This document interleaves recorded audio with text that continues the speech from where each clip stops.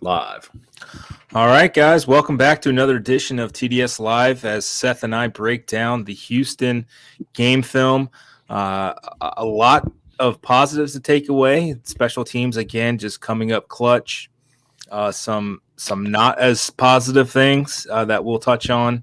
But you're seeing Seth steps in the right direction in some areas of this team. And, I was talking with the Rivals beat reporter. I think I said it on the podcast last night. Like they're a few plays away from kind of being 4-5 and going into the last month of the year with something to play for. And I think that's the hard thing right now to convey to the fan base at large, that this team is a lot closer than their record would indicate. And I think if you're on the outside looking in, you're like, oh well, USF's just kind of, they're bad again. And it a lot of parts are bad, especially when you compile, you look at that 45-0 loss to open the season. And, maybe that's all people had to go off of USF. Maybe that's all they saw because it was that opening Thursday night. There's football finally back, and they're just kind of hung up on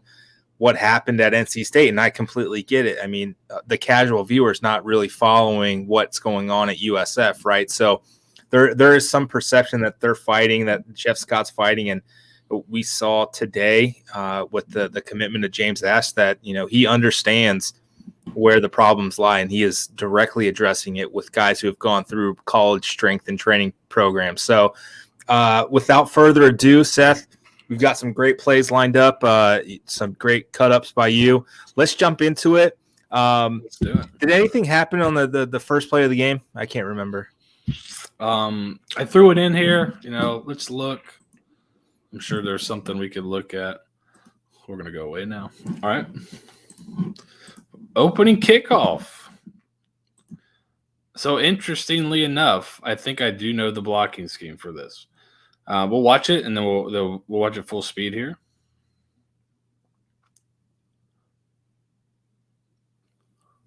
Beautiful kickoff return for a touchdown. You got a coach flying down the sideline too.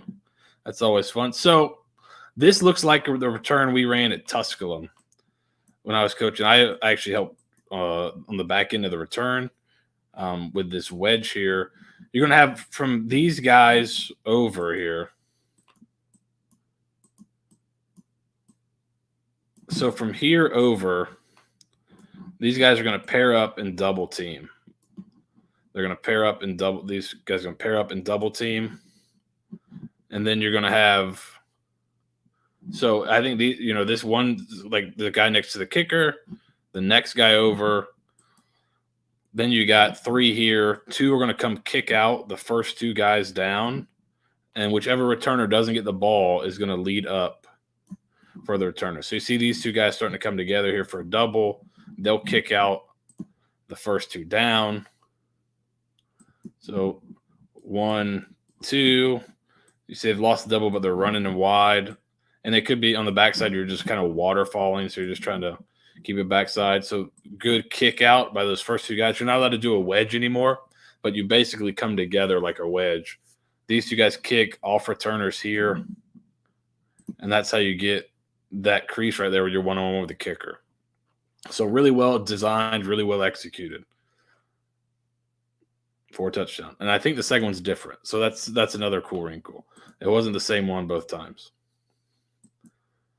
Here's the opening play for Houston. Just put this in there because this is, I'm not exactly sure what is being run here. Usually when you see the linebacker turn and leave like this, it looks like it's Tampa 2 when he turns and runs the middle of the field, right? It's because you got these guys playing deep half. It feels like they're getting deeper. They're getting wider in the deep half. They're almost like playing on top of deep third. And he's turning to run here. I don't know. There's times in the game where he turns to face the side, and it looks like he's trying to wall anything off that comes in here. But on this play, he just runs to the middle of the field, and there's just a humongous hole right here. I mean, Greer's right there. Boyles is right there, and there's just a gigantic gap in this zone. So I'm not exactly sure. It almost looks like they're running more cover 3 than Tampa 2, but because those guys are playing wide off the hashes. So, and we'll see it in a little bit, right? It seemed like that was kind of the same kind of play concept on the 97-yard yes, touchdown. So keep that in mind as we progress. That it's a pretty similar thing, just from where Antonio Greer is on here, and then when you see the vertical shot. Do you have the end zone shot of the 97-yarder? I may have it. I'll look. I'm not sure if they showed that replay or not. But If they did, I tried to grab it. But coming this down is hard. kind of a weird turn right at the snap. I mean, this must have been. I asked a couple of people about this. One guy responded back that maybe this is like part of a game plan thing where they're just determining he's getting that drop. But he's not reading run or anything. He's just turning and flying. And later on the long touchdown, he's here, and the running back gets to here by the time he kind of realizes it's a run play. So I'm not quite sure what this is, but leaves a big hole right there in the middle, which is kind of if you are running Tampa 2, you're trying to kind of shore up the middle there. But yeah, and we got a question off the bat from Richard Shockley here. Seth, why don't we press it in man and keep safety help? You'll see. You'll see some of that, and on this third down coming up. So the first drive, the third down, they get off the field. That's what they do, and it seems at times that if they would try that a little bit more, that would help them out in situations. But they try to do that, but if you kind of say if you play in the same coverage a lot at this level, they'll figure it out eventually, right? Especially man coverage, they'll start picking you. Right, but it's a good mix in. I think it feels like when they mixed that in recently, when Steve looked at ECU last week, it felt like when they played tighter man coverage and brought pressure against ECU, they were more successful getting off the field on third downs. Right, and to Richard's question, too many easy throws. Why aren't we pressing a bit more? We saw, early on, NC State. Florida, BYU, they were pressing. They were daring you to beat them with the throw, and they were doing so, and they were healthier earlier in the season. Jeff Scott in his press conference on Tuesday basically kind of went down the laundry list of guys. Matt Hill's going to be questionable for this game. He left with a concussion. Christian Williams, I don't know if he meant to let slip, but he had ankle surgery, and that's why he missed 6 weeks. So he's still kind of coming back. Yeah, Day Evans is still banged up. TJ Robinson's not 100%, so it's really tough. And here I am, defending the guy I said should probably be let go. But it's really tough to press when the guys you have out there who are your best options currently are not 100%, because you can't turn and burn and run with these guys because you're not 100%. So you've got to be able to give a little bit of cushion. I think it was a combination of Will Turner and Joey Johnson kind of asking this question, in a couple different ways during Tuesday's press conference. And if you guys go back and look at it, Russ Wood from Rivals Bulls Insider, he posts all the videos on YouTube. I don't think USF had posted the press conference quite yet. And the sigh and the exasperation in Jeff Scott's face when he's asked that question, there's a pretty long pause, because I think he's like, this is one of the first times I've ever heard him kind of choose his words carefully here. Doesn't want to throw people under the bus, right? He was trying really, really hard to be diplomatic in his answers. So guys, check that out. I think if you just Google YouTube, you search bar Russ Wood, you'll see the feed. He does some great stuff at putting all the interviews that he's at up on YouTube. It's been a godsend for me with this new job. I'll be perfectly honest with you. Yeah. And then Richard, I get another question. What's up with the lack of pass rush? Well, that's a personnel issue, and he's addressing it. There's USF's already gotten 2 commitments from a Temple transfer in Nick Baggs, and then a Wake Forest transfer in James Ash, two guys who are going to be immediate impacts next year, and they're not done. And I think, part of that is the defense initially coming over from FAU, Glenn Spencer's defense, was a lot of 3 down, and then you had guys up the line of scrimmage, pass rushing, things of that nature. I think they've kind of figured out that they may be best in a 4 down front. And so they didn't really have a lot of those, just pass rush defensive end specialists because the linemen in that 3 front were typically a little bit bigger guys. So a lot of their defensive end or your pass rusher types may have been outside backers. They started to get Tremel Logan in there, who kind of was that the year before, and it's kind of put some weight on. But I think there's just a lot of their pass rushers they have are younger guys and maybe not quite ready to play yet. But all right, so first down. You give that first play, and then you switch it up here. So you go to from maybe a Tampa 2 look. You show open safeties, 2 high safeties, and you're actually going to roll, it looks like, to 3. Roll to 3 deep. He's coming to the flat. He's going to stay in the flat over here. Then you got hook curl defenders. Tune is kind of a little – you could tell he was maybe thinking he's going to have middle of the field open here. And so he's looking for something. He gets a different coverage. He has to pull it down. Blake Green gets held. He got held 2 or 3 times in that game, just in the few plays we have on here. He's a guy that's been pretty productive, I think, especially considering what everyone kind of anticipated coming in the year.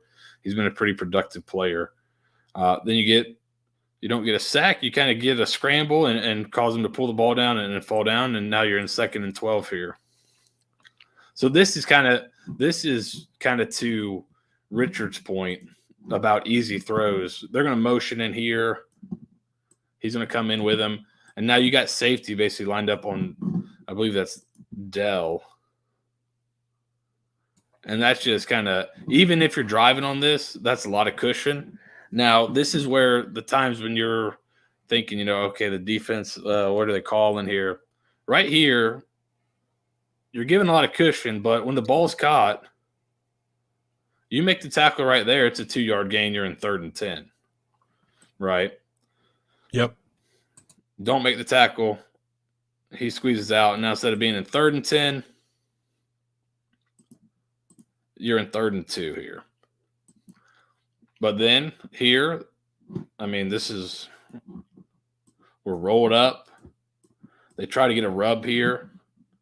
Really good job right here of kind of staying in his hip pocket. I believe that's Matt Hill. So the play before he misses the tackle, here he is right here staying right in his hip pocket. Forces a tough throw. And by being kind of aggressive and right there on him, makes the throw tougher. Dell's not able to turn around. You get a punt. So big play on first down. And then you come they get a first down, next set of downs, 3 plays and off the field. So this was good to start early from the USF defense, mixing up coverages, trying to do some different things, and then making some plays. Houston will hit on a couple of those rub routes later on in the game where Nathaniel Dell is just kind of wide open because they clear out and then they have him hesitate and wait and go across. And there's some big gainers. That dude's shifty and fast. And we said it during the game. We said it leading up. Nathaniel Dell was deemed too small for USF under the old staff. Yes, by some. And Jeff Scott mentioned it on Tuesday that he was like, yeah, and he could have, from what I understand, he could have been at USF, but he ended up at Houston. So here we are. Yeah, from what I'd heard, he was basically signed, sealed, and delivered until some people came in the process and said he was just too small to play at this level. So. Hey, Seth, a quick question. Is that person still on staff? I hope not. I don't think so. I don't believe so. Maybe I'll ask you off air. All right, so motion into trips into sorry to derail you there. Trips in the boundary. And so Houston gets USF to over-rotate to this trips into the boundary look here. They've got a blitz coming from the boundary. It looks like now they get trips in the boundary. They're probably thinking some kind of screen, but now you've left yourself here where it's kind of an easy look to run some zone to. and that's a tough play to make for anybody at linebacker, break off a 10-yard run. And that's really just motion it into the boundary. And now you're kind of left with only one guy at the second level here. If you can get that first level blocked up, you're in pretty good shape. And they have some good angles there as well. So good kind of play designed by them to get there. This is one where I'm not quite sure what happens here. So they're kind of going back to that look where it appears they're going to play 3 deep. So the safety walks down. He's going to play the flat. He's going to get deep third. He's going to go to the middle, deep third here. So he's the flat player. He's running to the flat here. You're going to see a hitch to the flat. If he just flies to the flat, there's like a point of hesitation for some reason here. If he just flies to the flat, this might be a pick 6. Because right here, Toon is really trusting his arm to make this throw. You got to get that thing out there quick. Right here, you see how there's a little bit of hesitation, and that ball goes right there. He settles a little bit. Yeah, whereas if I'm coming here, I maybe, it's just you're not missing by much, right? So it could just be a lucky throw, kind of catch you wrong-footed. But this is one that could have very easily been picked off, because that is a tough throw right there for this guy not being that wide, right? You'd want him a little bit wider than that, I think, for that hitch, just because this guy should be able to get underneath that. But good job, I think, by him coming back to the ball. But that's one that you were pretty close on, and it's not like this guy was totally open. You actually had him covered up for whatever reason, and just kind of overran it or underran it. It was kind of weird. And then later the drive, you get the third down. Stupid. They didn't catch the snap here, but your defensive lineman here, he's going to drop, and you're going to bring one from your field. He's turning to wall here. I think it's a little different than the previous one, but it's kind of similar because they're obviously looking for crossers, right? You get this, right here, you're thinking, what a great call, right? You miss, and then just an unbelievable play, or this guy maybe thrown at the back of the end zone, and that's what beats you for a touchdown. That's more tough than anything else. That's just kind of right. This is one where you probably have not a perfect defense, but this is a pretty good one drawn up, and you lose contain, and then he kind of throws one up, and a guy makes an unbelievable play in the back. I mean, his arm is like inside there. You're almost playing it perfectly. I don't know how that guy caught that ball, but. And really great job by the Houston wide receiver here, number 13, recognizing he's the scramble drill is on, and he kind of breaks off his route because it looks like he was going to be doing a shallow cross or maybe a sit over the ball, and he kind of breaks it off and then heads back toward the sideline to help his guy out. So, I mean, bully for Houston to be able to kind of figure that out. But, I mean, that's just a hell of a throw. I mean, that's 40 yards or 45 that's a 5 on a rope to the back of the end zone getting hit. I mean, and then an unbelievable catch. Sometimes you got to tip your cap. That's one that hurts and really sucks because you actually did a pretty good job and right the score. So, there's one later in the game where you don't really do a good job and you might not have a great call on. That one you had a pretty good call on, and it just sometimes, they got guys on scholarship too. Sometimes those guys make plays. So you got to tip the old hat to them. So here's one I thought catching on the broadcast. I thought it was a scissors play. I thought I thought Weaver and Horn were on the same side here. So scissors, you're on the same side. You'll see it later from Houston. And it looks like a pair of scissors, if I draw it a little bit better. But it's actually going to be almost like it's just a deep crosser by Horn off play action. Get the safety to bite down on the deep crosser. Post over the top. And then Dollison will come behind it with the dig. So if you kind of overreact to the crosser, you can have a hole for the dig back there. But if this safety bites down, you got a shot over the top. So that's what happens here. Right here, the run fake gets the safety to bite down. You actually get this safety here. It looks like they may be rotating to the middle. He actually jumps the crosser. And then you finally get one. So there's the one safety that's on the right side. There's the safety that was on the left side. He came down for the run. He took Horn coming across, and now you got one-on-one. And McLean makes a great throw. I mean, that's the throw we've been looking for all year. That's in stride. Good catch, good separation. And Xavier Weaver's pretty much able to get open against just about anybody in one-on-one coverage. Right. And it's what we talked about in the podcast last week, right? He need to be able to hit those deep shots because this Houston, I mean, the Houston run defense was still really good last week, but when you have to, respect the deep shots, it can open things up a little bit more. Got to continue to hit those. I think he was only 3 for 10 on throws, 15 yards or more down the field. Mm-hmm. So he needs to, a little bit more consistent, but being able to hit that early on when he had been sitting, basically 30 minutes at that point, maybe 20 minutes of real time.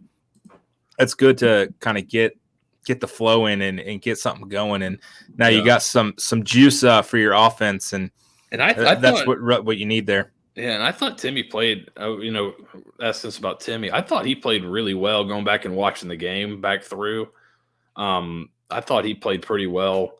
I thought his receivers let him down a couple of times. He had a couple that were pretty good throws that were dropped. The one was just a great play where he hit Horn over the middle and he got demolished. But I think he probably played even better than his numbers look. We were talking kind of about his numbers last night that he had 46 passes.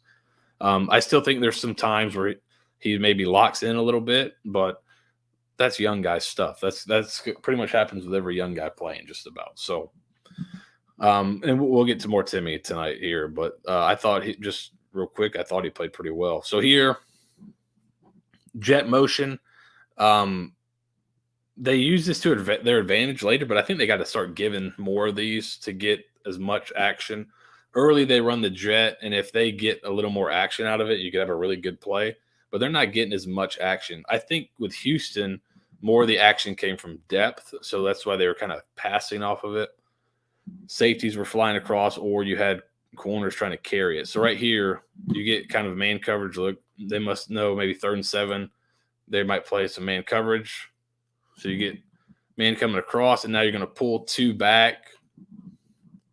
So you're just running that jet counter that you saw a ton. Or down, down, down. Jet, kind of, I think we're going to hold him with the jet. Later,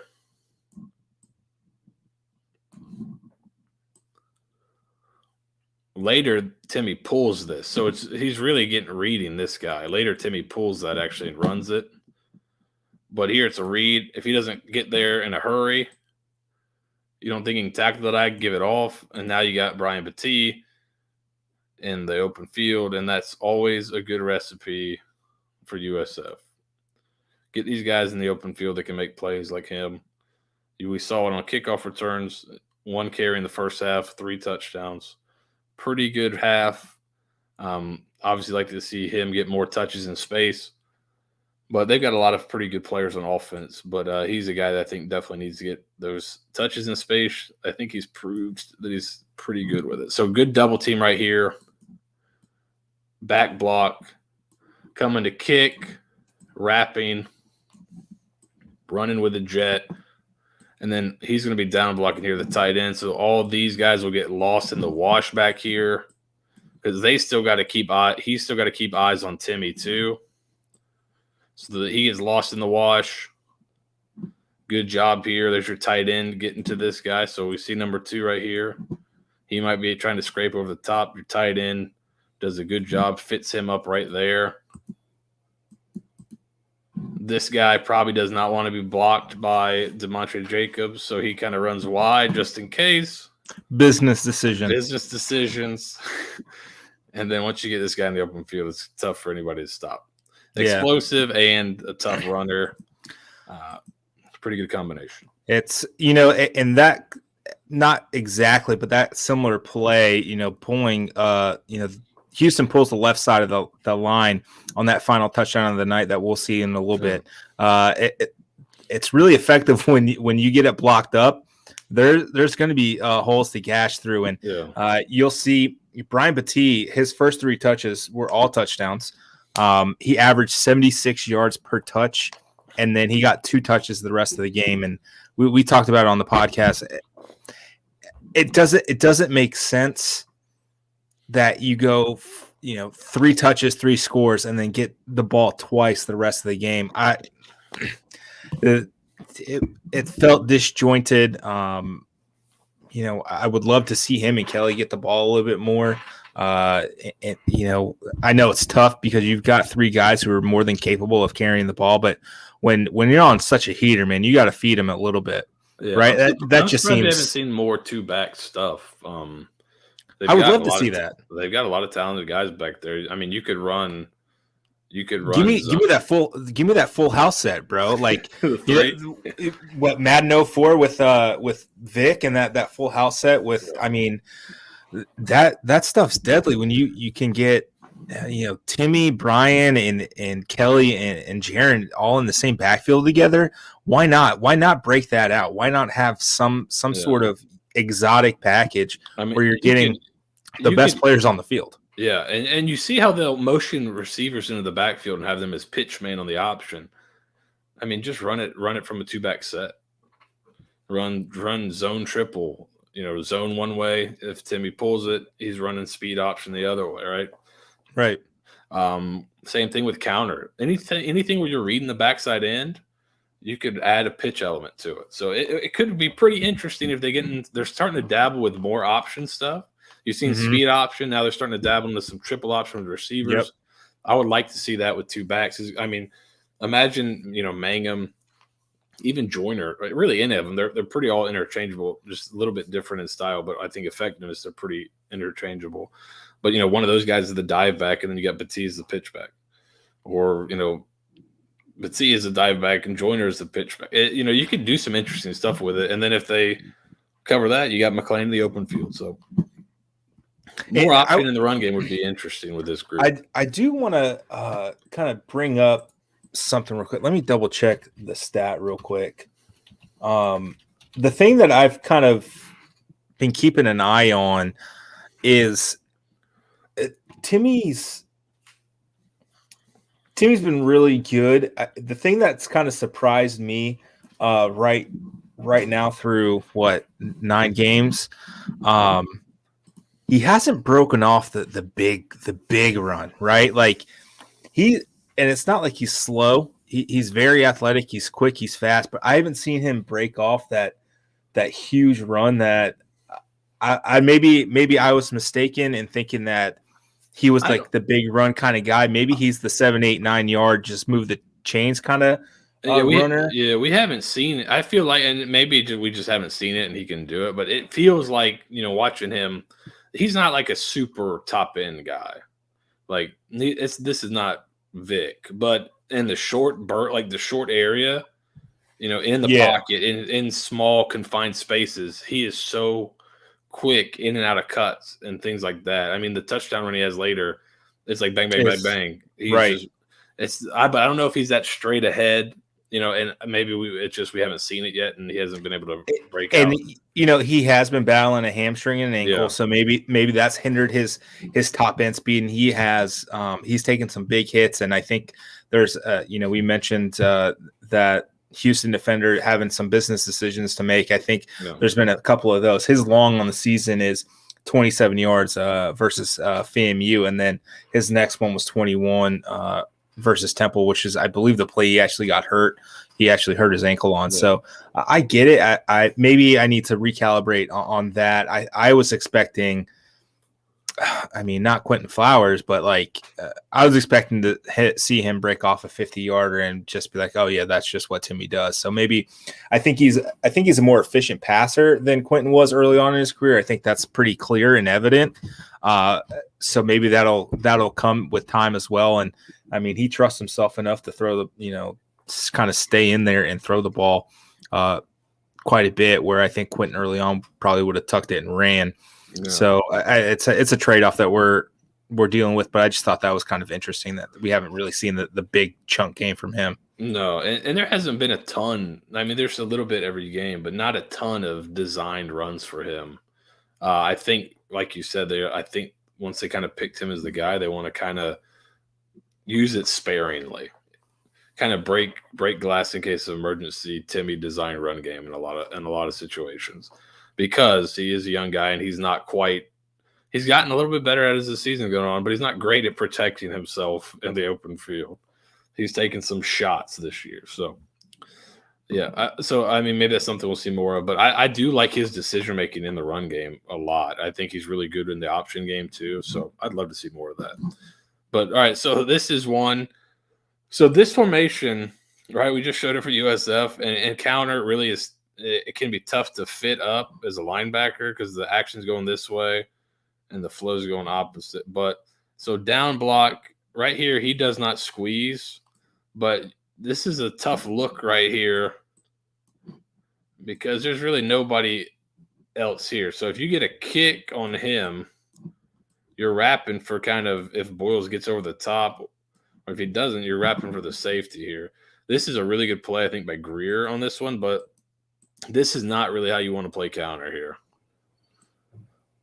So the end kind of does not – it looks like he's not exactly sure how he wants to play it, but you don't want to try to jump inside that block.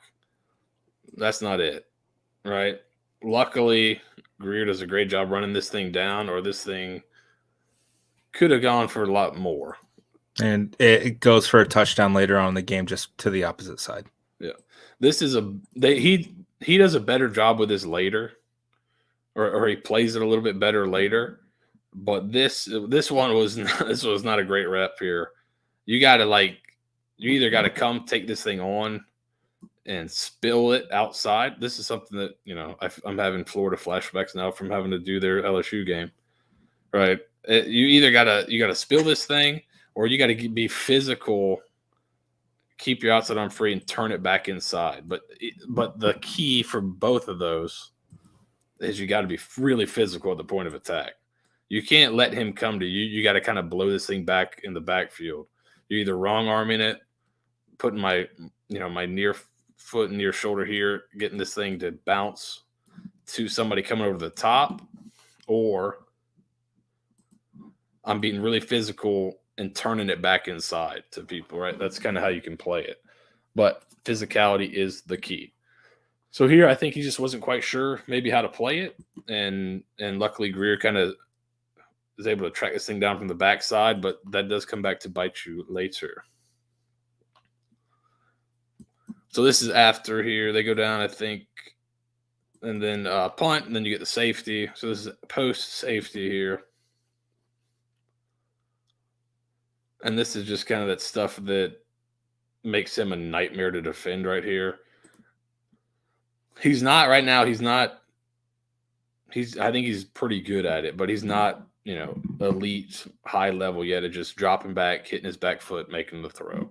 But this kind of stuff, and this is the kind of stuff that gives you a chance against teams like Cincinnati with a great pass rush and all that kind of stuff. This is just so hard to defend.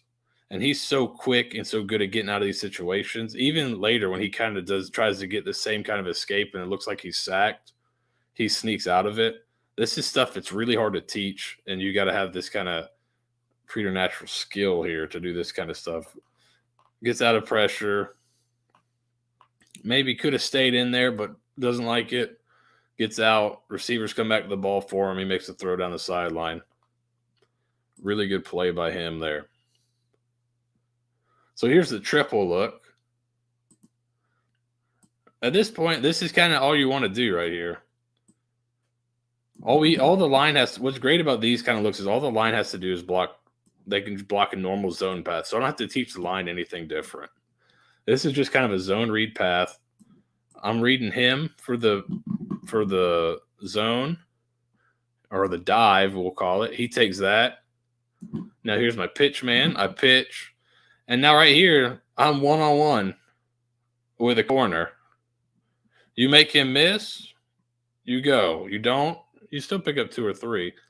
But now imagine that's like Joyner or Mangum or Petit getting the pitch, one-on-one with a corner. I like them in that situation a lot, right? So just could be another wrinkle they're adding. They seem to be dabbling more with the option. Would be an interesting one for them to add to it.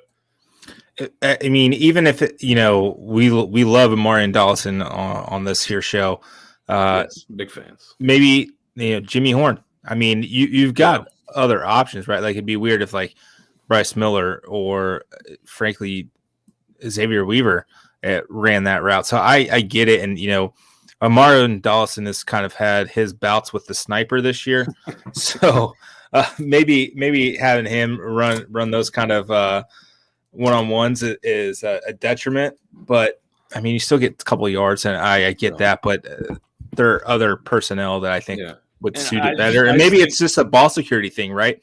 Like you've got to be able to catch this pitch, because if you don't, it can go the other way for 6. So maybe it's a balancing act right now of making sure your guys who are getting that pitch are holding on to the ball and being secure with it and getting the points of pressure on the ball when you're catching it. So there's a lot more going into that than maybe that meets the eye. Yeah.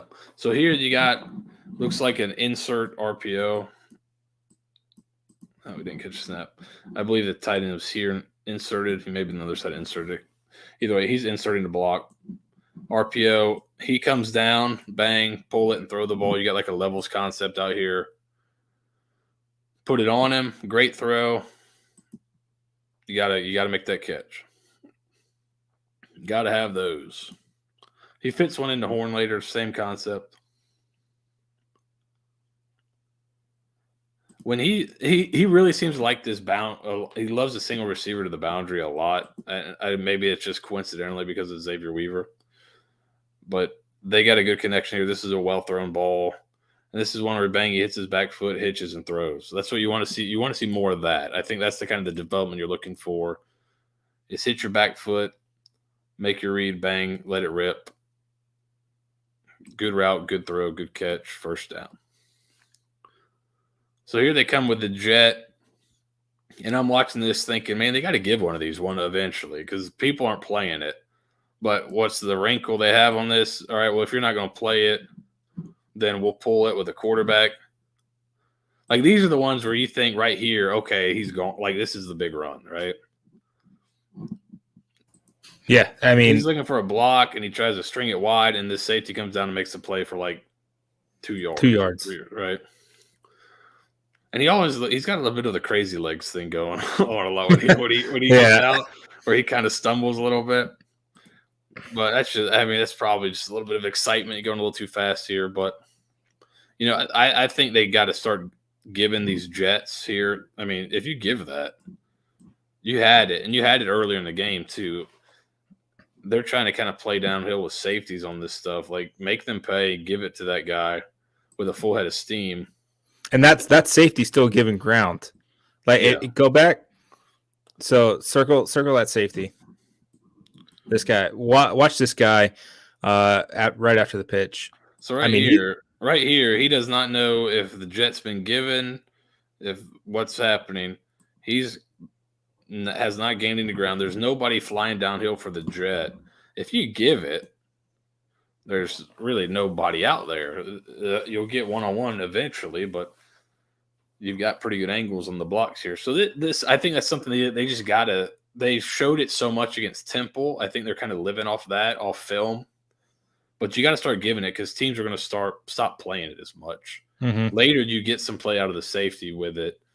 But I think it's something you got to give to keep people honest, and it's there too. So, maybe we'll see a little bit more of that. I think that's what you're going to have to do, right? You're going to have to somehow counter the Cincinnati team defensive speed, and I think these counters, the jet sweeps, basically the triple option here with the jet sweep. I think you're going to have to just stifle. If you can get them a half a step, slower reaction time, then maybe, and it's putting some of this stuff on film, and then actually, as they did in Temple, running that first half, and then in the second half doing the complete opposite counter to that, and it was really effective. You've got to be able to do it, as you said, and make them actually respect it. And maybe they're saving it. I mean, I wouldn't say saving it because we're 3 games left in the year, right? But saving it for the last game. Come on, Nate. I think one thing you can build off this definitely that they have in other packages is, basically this guy runs to the flat. and actually is like a throw option here, because if he is, now maybe he vacates and runs the flat. Now you really got the alley for the quarterback. So right here, we've seen them do that with the tight ends, like Chris Carter's been out there. We've seen that one. I think the touchdown that DeMarcus Gregory caught that Brinkman was supposed to catch, where he blew the guy's knee out. That one, I think it was the same thing, where I pull it and now he's a throw option out here. Well, if he's a throw option, he's probably going to fly out here with the throw. And, maybe they wanted this jet fake carried out all the way here and not carried to the hash, right? That's probably would have helped too. But that gets him out of the play. And now he's gone. And now you just got Timmy in this space. It's a race against him. And so I think that's more likely to win that race. But so there's some wrinkles and stuff they can do off of it. But it was a cool wrinkle. I think they can do a little bit more. And then this is the touchdown, a great catch here. In traffic, way to get in. But you see where he actually starts here. He starts chipping because, as we talked last week, Houston was really good at getting to the quarterback, tackles for loss, sacks, all that kind of stuff, right? Chip, help your tackle there. Tackle gets pushed back, but he stays in front. Great job here getting out of the pocket and making a throw. Again, I think the next step of maturation is getting the ball out of your hands now. But the fact that he can make these kind of plays is probably why he's the guy that's playing, and he could really make it tough. My favorite reaction is the Houston ball boy at the 6. This guy? Yeah, little surrender cobra going on. Hands down. Let's see. Hands up. Oh. Yeah. Tough stuff for my guy. Yeah. Great play there by Brink. So here you go again. So you try to play it a little differently here. He blocks down. I close down like crazy. But the problem is I go almost too far. Again, I don't engage this first blocker. I block down, close down. That's kind of a lot of people teach that. When you feel down block, get in his hip pocket, close the gap down, right? Don't leave a huge gap open. Well, he goes past the puller. The puller doesn't even have to block him. And now you get that.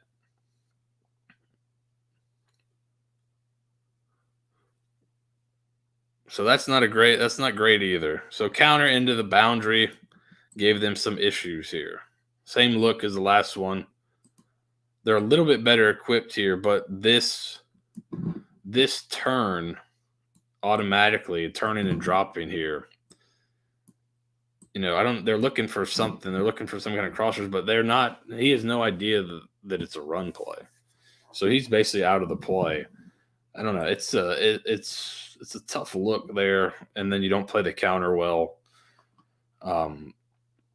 Not a great combination. So that was something that is something I think that East Carolina, when East Carolina was just making hay last year and running the ball down their throat in that one game that, you felt like it was going to be a pretty tight game, and East Carolina came and blew them out at home last year. They did a lot of kind of counter stuff, unbalanced line, counter the other way type things where now it's a little bit different, but still kind of similar premise, and USF didn't play it well. Here's one. 3rd and 2. Right here, you've got your linebacker. It looks like you've got your linebacker in the gap right here to make a play. Then he kind of disappears, and the back comes out. So not sure exactly what happened in the gap there, but right here, he kind of eats this up. He's able to get to the right spot, it looks like. Somewhat clean, kind of trips a little bit, but is not able to make the play in the hole. So right here, call-wise, scheme-wise, you're in a pretty good spot. You just got to make the play. And so there was a mix of that the other night where there's a mix of, okay, I don't know, I don't understand this scheme exactly or this call exactly, but there's also some like, you're there, you got to make the play. If their guy makes the play, you don't make the play. That's kind of, those are the results, right? 3rd and 8 here. I thought this might have been the best throw of the game. So you got the tight compressed formation. He's going to release outside. He's running the flat. You got a crosser coming here. I thought this was decisive, on time, and on target, and not a humongous window, right? This is what you're hoping to see from Timmy. Right. That's the progress. That's the Bang, progression you want to bang, see, right? bang. Yeah, put it on him. Get it.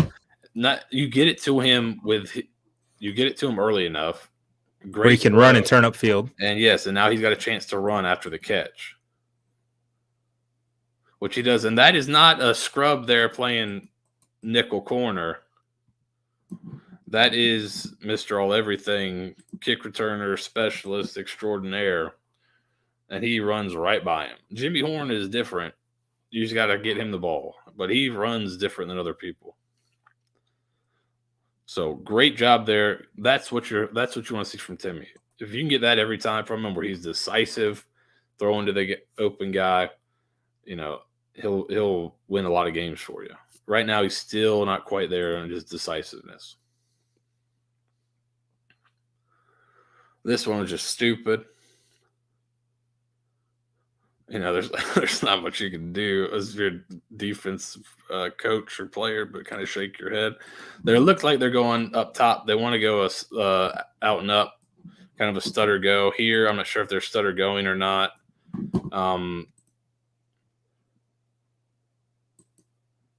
Trying to hold the safety here, looking here. Looks like they're kind of hitching, and then he's going. Trying to hold the safety a little bit. Doesn't like it. He sees this penetration here, so he tries to get out, gets caught up. Then it's just there's not much you can say about that. It's just kind of crazy. And then it looks like he gave a little dead leg here. So he's got he's got the whole bag of tricks here.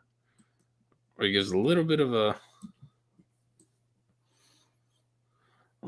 a start and stop, little dead leg to that guy. He's kind of got all the tricks. I don't know if he's got the top end speed. And again, maybe he's hurt, but he's so good short area, those quick bursts. Here's one we talked about not being late. This is the interception here. Fake the jet, roll out. He's going to be running a deep crosser. This is the guy that makes the pick, right? Nate, tell me when you think – I'm going to go slow motion. Tell me when you think the crosser's coming open.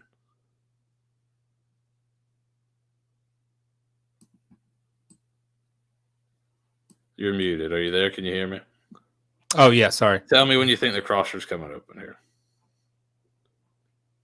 Now. All right. He waits a little too long. Because this guy right here, this safety's coming flat. It's basically a race to the back pylon between these two. I think it's right when he passes the ref. Now, if he throws it right now with a little air, he's got him.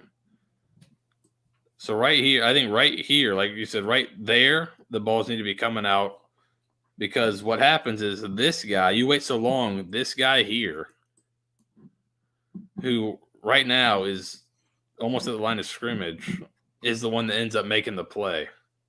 He turns and sprints back, and you wait and pull up, and then don't put enough air. Even with that, even being late, if you put a little more air to the back here, you've got a shot. But I think this one was just you're a little late here. This thing needs to be thrown a little bit quicker. Bang, I'm starting to throw this thing right now. And I'm not quite sure what he's looking at exactly. Maybe he's trying to see if this guy's rolls back underneath. Maybe he can keep it. I'm not sure, but he gets eyes there. And it's just a little late. And a little late against really good players like number 8 here. It's Jones, right? Yep. Praise the Lord for that holding penalty. Yes. Late against him is not good. You saw the one earlier. He was playing corner, on time, on target, couldn't make the play. Right there, you get a little late, let guys kind of turn back and run underneath it. Good recognition by him, but if you're a little bit sooner there, you're good. So here's this play got USF a couple times. Here's a scissors route. Post, corner. This is a safety right here. There's another safety in the middle field. This safety steps down And it appears that he was the one being talked to after the play, that maybe he was supposed to get deep third or deep half. It's tough to see exactly what happens. You'll see it from a different angle. So here's the safety that was here at the snap. He steps down. There's nobody back here. You have another safety that's over the top here that's going to try to run this down. You know, college football is really hard, right? It's football in general is really hard, but there are certain plays that just make it just a little bit easier, and it's the certain plays where 4 guys are staring at a wide open receiver 10 yards away from them. Yes, so yes, that tends to help. So it's got to be one of these 2 guys. From who the coaches were talking to after the play, I think it's this guy. So right here, it looks like he steps down, but you've got a guy there. You've got a guy here. You've got nobody for number 3 there, which is number 1, but number 3 receiver. That's a walk-on Isaiah Cromartie in the backfield there. Yeah. So T.J. Robinson, who gets there late, is in the middle of the field. You'll see they play it differently later. It's still they play some man with it later, and it still doesn't matter. It's the same concept. This guy's good. This guy's really good, but you don't want to let him run into space where there's literally nobody there. So I think that's just a coverage bust, possibly by a guy that may be in the game because somebody was concussed. So it's a tough spot to come into the game with that kind of talented receiver, but you got to know your assignment. You got to execute it. It appears that he was the one that maybe he was supposed to be in the deep third there, and that thing would have ran right to him. But it didn't work. Then Houston, being big dumb idiots, they do it again. Kick it again.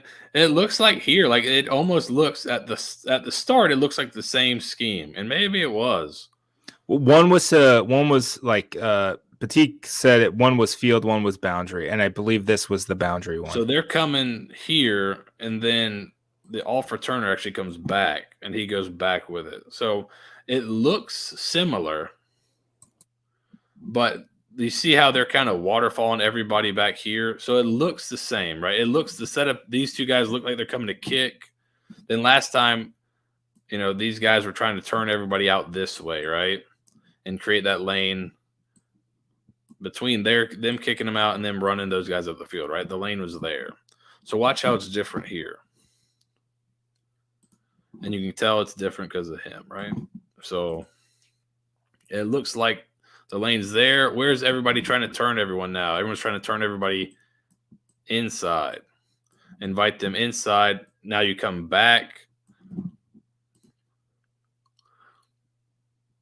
A good job downfield, or a good job not really blocking anybody in the back. Yeah, so literally untouched. It looked pretty much the same. I wonder if I have the end zone. I don't have the end zone view. But it looks, right as the ball is, as he's making his first few steps, it looks pretty close to the one he scored on. You run over the top. Thank you very much. We're going back the other way. Good luck. Like you said, untouched. This kicker is not interested at all. He's not. I don't think he's that. I mean, can't be that slow, right? He's not interested. He said, "That's on you guys. You guys messed up the coverage. That's not on me." So here we go. Second half. You have the lead. This is going to be the same thing. Play action. Post. They end up playing almost like cover 1. So there's one safety here. He turns and runs all the way across the field with him. And now you got Dell on Michaela Point, I believe. Plays him pretty well, but it's just tough. That's a tough assignment right there. So this looks a little bit more like possibly like man. It's hard to tell exactly what's happening here. He carries number 2 all the way across the field. There's your corner, stepped up. And now that's all the space for him. So they tried to play a little bit of man, and it's just tough. You don't give up the touchdown, but you still give up a pretty good play if you don't get there on the pass rush. Same formation too. So let's do the next one. Here's the same one we saw dropped earlier. Same idea. He comes to Phil. Bang. Bang. Good throw. Good throw in a tight window. Good catch. Get you a first down. Here it is. So I'm not sure, right? So again, he's turning immediately. Looks like he's walling something off coming in here. It appears that I'm not sure if he's just playing the zone or if it looks like he's slanting inside. So if he's slanting inside, I'm assuming he's supposed to be off this edge. You know, everybody's got a gap. Otherwise, they have nobody in that gap. It's washed down. So you've got really nobody in this gap right now. He's kind of outside. He's looking like he's trying to cross face. So when he washes him down, he gets kicked out. There's a free gap that maybe this guy would be filling if he was playing run. So right here, nobody's there. Again, he has no idea it's a run yet. And gone. You're out of there. So must have been a game plan thing, this turn like this. Because, I mean, he's getting out of there in a hurry, obviously looking for stuff coming back inside. I think it served it worked a couple times with some of they wanted to run some crossers, it looked like, and they kind of had to cut them off. But it leaves us susceptible to scenes like this, I think. So not quite sure exactly what the wrinkle was. I asked a couple people. They weren't quite sure either. They just thought maybe it must have been a game plan thing. Again, Timmy, what makes him so frustrating? You play pretty good coverage. 3rd and 9. All right, thanks. You drop off. I'll just take off and get this. Real nightmare, and that's the guy. That's what you got to have against these good teams. Again, when he kind of takes his steps and throws it and makes is decisive, right? Decisive with the ball is kind of his thing. And when he's decisive and makes the throws, really good thrower, good player. I mean, this is not super clean. It's not like he stepped up in a super clean pocket. That's not, that's not easy right there. There's some distress at his feet, but good accurate throw, low and outside. And again, I think it's decisiveness with him. That's the key. When he makes quick decisions, he does some good stuff.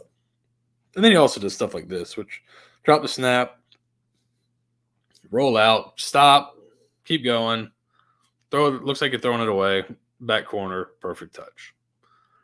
That stuff. This is the stuff that's just like a nightmare if you're playing defense. I mean, you get a drop snap, you're like, oh, let's go. Right. All right, Easy. I get a shot at him. Oh, wait, no, I don't. All right, well, he's going to run out of bounds. Now I'm just going to flip it. A great catch by Chris Carter in the back of the end zone. The dude deserved a score after that Temple game. He did. And great job of continuing to run the scramble drill, too. I mean, you knew he wasn't going to give up, right? After chasing that guy down to Temple. Great job continuing to run the scramble drill. Unbelievable throw. Great catch. He's got 2 feet in. Great job all around there. 3rd and 16. Rush 3, but look at the pass rush you get here. Great job. I think that's Blake Green. He got held all night, but this is just a nice rep from him. Shock this dude back, get off, bang, and blast the quarterback here. Really blast him. So if you can rush 3 like this, that's when you want to be rushing 3. 3rd and 16, and you can get off the block like that. Yeah, rush 3, drop bait there for sure. 2nd and 1, you take a shot here.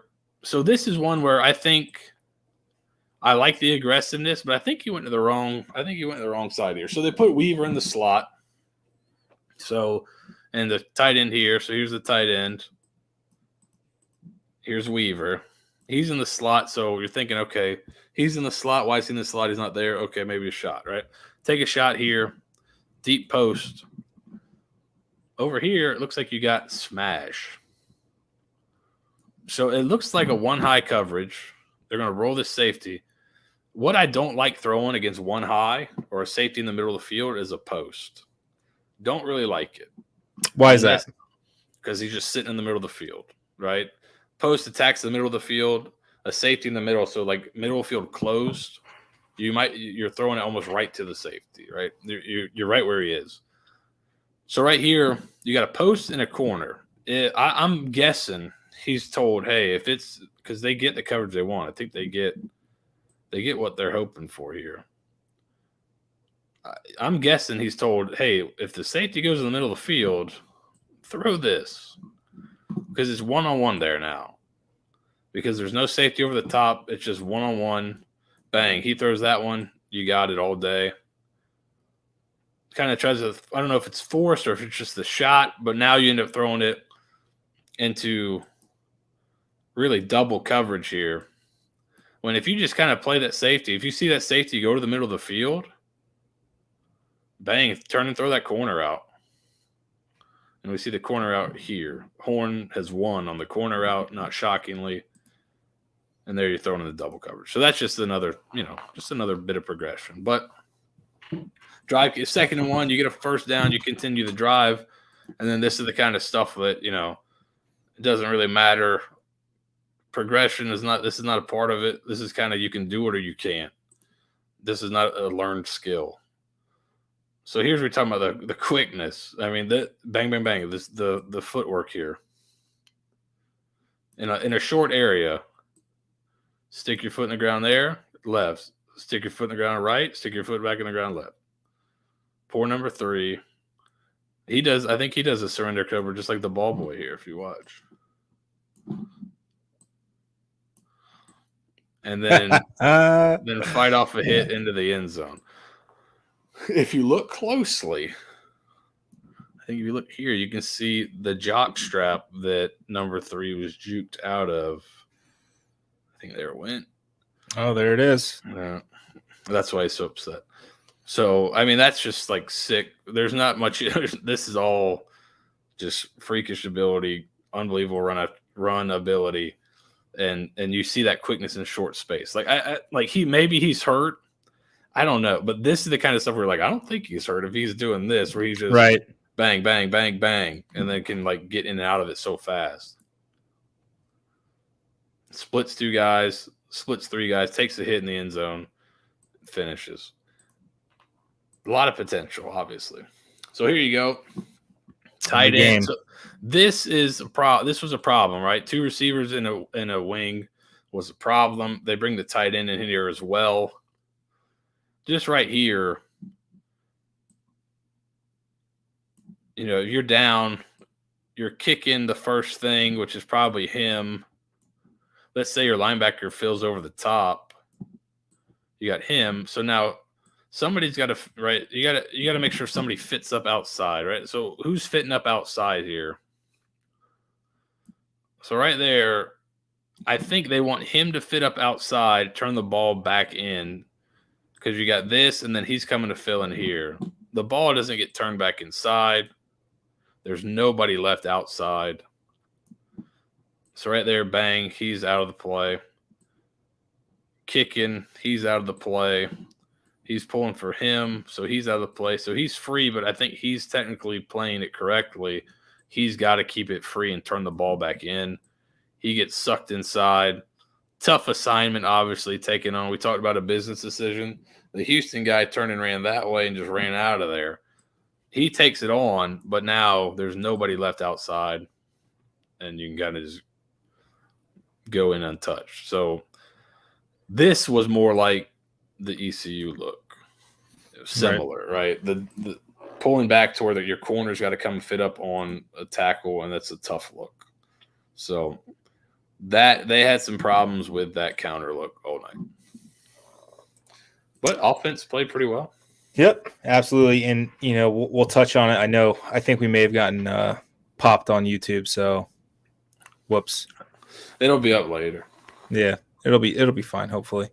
But I want to briefly kind of discuss the decision to do the onside kick, which set up, Houston with a short field. Well, it really set them up after the taunting penalty for some reason. It makes a lot of sense when your defense can't get a stop. It's why they did it at BYU. This time they did it because they had the short field. They were down 5. If you can get a stop and you have all 3 timeouts, you're going to be able to save some time. You get a stop, settling for a field goal. Now it's still a 1-possession game. So the game theory there is correct. It was the execution was less than ideal for that. But I did like the onside it was a smart call. It was a smart call, right? And if they execute it and they recover it, genius play, stealing that possession and kicking it deep just gives Houston that much more space, that much more time to kill off the game, and you don't want to do that. If you feel like they're going to score on you, let them score quickly. Yeah, so give them a shorter field. I think it's worth the risk, just like I thought it was in BYU. It's the same situation. You think they're going to score on you quick? You think they're going to score on you? Let it happen quick. So exactly. So, I mean, that's all I wanted to say about the onside kick there, and the safety that was or wasn't. I mean, I think it was called correctly. I don't think the ECU safety was called correctly. Unfortunately, 1 for 2 on correct calls. Just both have gone against. 0 for 2 in your favor. Yeah, 0 for 2 in your favor. Dustin Hall just missed the block, and we didn't. He's been so good as a starter. It just didn't. Just kind of a whiff there. Yeah, grand scheme of things, didn't really mean much. In the outcome of the game. So still would have needed 2 scores regardless. So yep. So it doesn't really affect you as much. If USF had to go back down and they get the stop and it's 47-42, then maybe we talk about it. But that's not how that cookie crumbled. And still really a lot of good things from the offense. Some good things from the defense, right? But not enough consistently. No. Just that said, out of they're not guys out of position, but I mean, there are in some spots. There's some stuff that's just not being fit up right. Like the counter stuff, there wasn't a single one that, and I don't think they would tell you if you had them in the room. They wouldn't say, "Oh yeah, we fit it up perfect." They'd be like, "No, we did not fit up a single counter really." At least the examples I showed, right? We did not fit up any of those really well. They would not be like, "Oh no, we played it perfect." I think that they could have had some different answers for some of that stuff.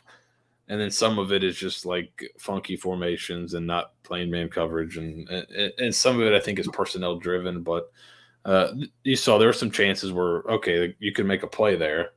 Mm-hmm. And maybe that changes the game. But there are also some spots where this is not a great situation to put a guy in. And again, they do sometimes at this level, they do some things that look unorthodox, but they have pretty sound reasoning behind it. But just watching it, like some of the turning and run of the pipe, doesn't make a ton of sense to me. But some people play it like that, so that's just kind of the way it is. So yep, and we'll get ready for Cincinnati. Big Friday night. It looks like 10 seniors will be honored. So it looks like their USF careers will be ending. I think a lot of them will still have eligibility to go play somewhere else next year, except for Mitch Brinkman, who this was his extra year. So he'll be wrapping up his collegiate career on Friday. So we'll have coverage of that. We'll have Stieg in the box and taking pictures, and Seth will be there, and I'll get there once I get out of work. A 6:00 start on a Friday is insane, if we're being perfectly honest. Like, why not? That's not Central Time. Yeah, like just do 7:00. Like, what? There's nothing that important on a Friday night. Like, I think that I'm guessing we were talking about a little bit last night. I think after you got off that you have a Boise State game at 9:30. So usually that Big Ten it's usually a Pac-12 game at 10:30 is what the rotation's been. So game at 7, Pac-12 game at 10:30. For some reason, it's a Boise State game that kicks off at 9:30. But it's on FS1. Is it? It's not. Yeah. Stieg said it was on ESPN. He's a liar. See, you can't trust Stieg. I'm fair. Because I looked to see what the schedule was. He's going to be tweeting tomorrow. Don't trust, or Friday. Don't trust the word he says. I'll be watching over his shoulders for these kind of mistakes because now he's led me astray. Yeah, it's on And I look like FS1. a fool. The Boise State Wyoming game. Yeah, it's on FS1. I don't know what. No, I look like a Maybe fool. there's. They usually have a Friday game. Yeah, that's the only other game. So I don't know. Maybe. That's Oh, odd. you know what? World Series of Poker. Maybe what's going on? Warriors Bulls Friday at 10:00. Well, I think that's why you're that getting must be pushed. it there. Right? Because the game's on ESPN. No. I seriously have no idea because Warriors Bulls is on ESPN. Cincinnati USF is on ESPN too. Literally no idea. So maybe there's an NHL game. I don't. Let's take a look. This is a real, it's a real spit in the face. I gotta be honest. Nope. Everything else is on ESPN Plus. All right, here we go. ESPN 2. Let's see it. Upcoming Friday. This is just unbelievable radio here. I don't see anything on ESPN 2. Maybe an Around the Horn rerun. Is there basketball possibly? Well, that's what I thought. I thought it was Bulls Warriors, but that's on ESPN. You got Villanova, UCLA at 11:30. So do you have like a 9:30 game kicking off or 9:30 game tipping off rather? I don't know. It's weird. I don't get it. I'm guessing possibly men's basketball. Maybe I don't know. I don't know why you'd be at. Why you need to be at? Oh, I know what it is. Greeny. 9:00. CONCACAF 2022 World Cup qualifying. U.S. versus Mexico. That is why the game's at 6. There you go. A little Dos Acero action, hopefully. Possibly. Wow. So that is why the game is at 6:00. Yeah. So, hey, for future reference, if we keep getting kicked off YouTube, we're probably going to have to start an OnlyFans account just for football breakdowns and maybe Steeg's feet. But that's right now just football. Well, I mean, there will be foot and maybe balls. Who knows? There you go. That's up to Steve. I mean, it'll start at football, and then maybe the two words will separate. Who knows? There you go. But that's off-season content, though. That's for in-season. It will be purely the film room, just so these darn censors get off our back. Yeah. So we'll see. Yeah. But I think that's it for tonight, folks. I do want to say shout out to Irish 31, fantastic sponsor all year. Really appreciate them. Make sure you go check out their 6 locations in the Bay Area. They've got just great foods, great drinks. Again, I can't express how fun that watch party was October 28th for the ECU game. It was a great time had by all. They'll have the Bulls bonus watch parties with Danielle and Magic 94.9. The next one is for the Tulane game, November 20th. Kickoff is at noon. So you can get there early enough, pregame, and then drink, and then you're down in Hyde Park and having some fun after the game. It's a win-win. It's the Irish 31. It's the Irish 31 in Wiregrass. Pardon me. So you can go buy stuff. Drunk shopping. Oh, let's go. See, Alex knows what's up. They are, yeah. And he first showed them on his favorite blog, SMP. Yeah. So go to the Irish 31 in Wiregrass, 28358 Willett Way, Wesley Chapel, Florida 33543. They'll have some stuff to give away. If you snap a picture of Coach Scott, there's a cardboard cutout in every pub, and share it to Instagram for a chance to win tickets to the next USF home game. A little late, but you may be able to get something or going on for basketball, football. They just said next USF home game. Make sure you tag Irish 31 Pub and hashtag Horms Up. So good stuff all around. Seth, as always, I appreciate you cutting the film up and making us even 1% smarter than we were before we started this. And, I will take full credit in making people dumber. So you are my yin and yang. Even Steven. Yeah. So here we are. We've got 3 games left. Huge game. on Friday night. Let's have some fun. Enjoy it. The line's 24. Let's cover the spread and maybe shock the world. Good teams win. Great teams cover. Go Bulls. Absolutely. Go Bulls.